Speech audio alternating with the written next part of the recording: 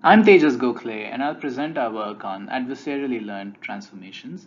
This was done during my internship at Lawrence Livermore National Labs and in collaboration with ASU. Single source domain generalization is a setting where only one training domain is available, but we want a classifier to also generalize to other domains such as art, cartoons, sketches, and so on. In order to improve performance on such large domain shifts, we need to expose the classifier to diverse inputs, and this can be achieved with data augmentation.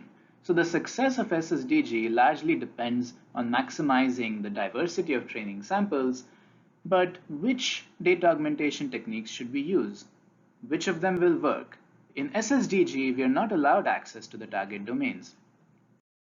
When we compare previous data augmentation techniques like augmix and randconf on SSDG benchmarks, we see that the improvement over standard ERM is strongly impacted by the choice of augmentation technique. While randconf gives a 19% boost on digits, it actually can degrade performance on Office Home.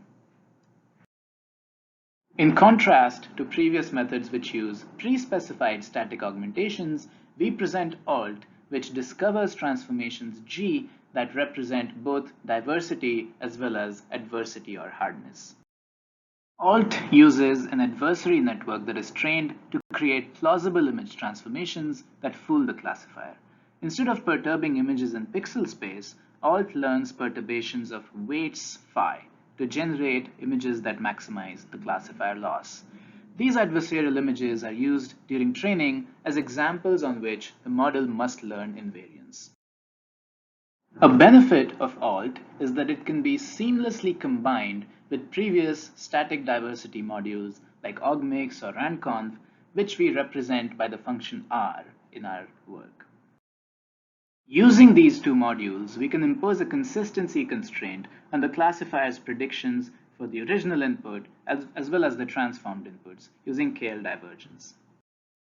Here is the overview of our approach, showing the different modules in alt and the loss function which combines the classifier loss with the consistency constraint from the previous slide. So we get three variants of alt.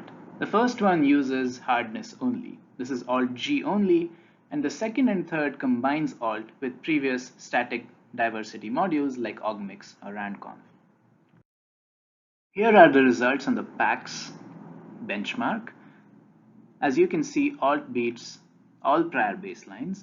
It is significantly better than pixel level adversarial training, and it also boosts performance of both augmix and randconf.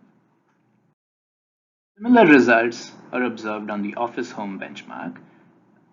Here, all three variants of alt are better than previous methods. On the digits benchmark, we observe that alt is better than the previous methods. In fact, it is substantially better than pixel level training and improves the performance of both augmix as well as randconf when combined with alt.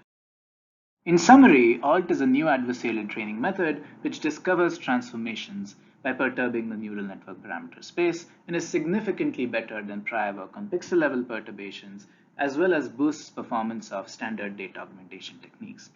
If the challenge in SSDG is to figure out what transformations to use, we show that indeed the transformations discovered during training are more effective. Details, please refer to our paper and consider using alt as a baseline for future work on domain generalization, and have a happy new year.